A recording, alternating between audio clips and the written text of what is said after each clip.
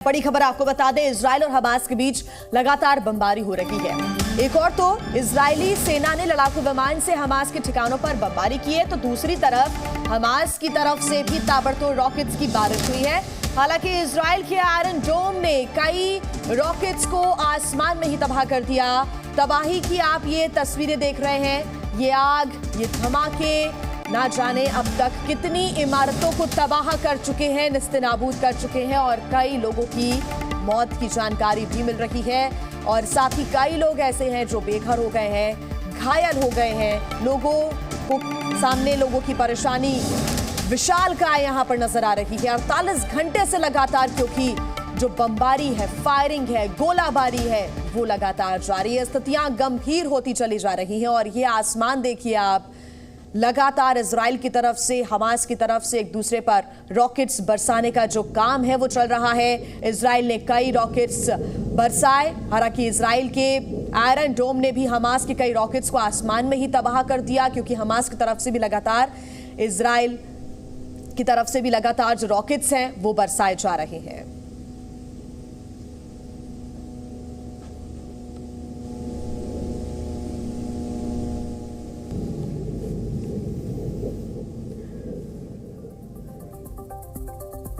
देखिए, इजराइल और हमास के बीच जारी जंग में अब तक 1100 से ज्यादा लोगों की मौत हो चुकी है।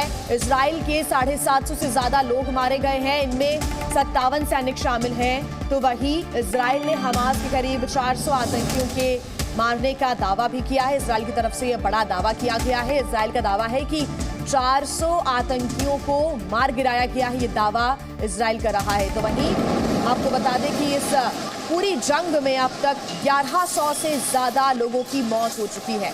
इजराइल के 750 से ज्यादा लोग मारे जा चुके हैं, तो वहीं इसमें 57 सैनिक भी शामिल हैं जिनकी मौत हो गई है। तो वहीं इजराइल ने हमास के करीब 400 आतंकियों के मारने का दावा भी किया है। तो इजराइल हमास जंग में आप देखिए, जान माल का बहुत ज्यादा नुकसान हो रहा है और ये बेहद दुखद है। 1100 से ज्यादा लोगों की अब तक मौत की जानकारी मिल रही है और साथ ही कई लोग घायल हुए हैं। महिलाएं, बच्चे काफी परेशान यहाँ पर नजर आ रहे हैं। कुछ तस्वीरें, कुछ वीडियोस भी देखिए सामने आ रहे हैं। तो वहीं हमास के जो आतंकी हैं उनको मार गिराने का दावा लगातार इजराइल कर रहा है।